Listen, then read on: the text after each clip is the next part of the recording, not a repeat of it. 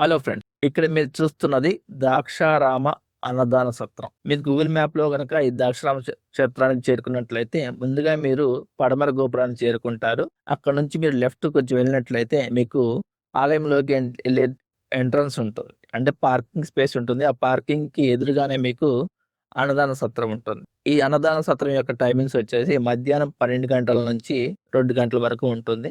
ఇక అన్నదాన సత్రం ఎలా ఉంది?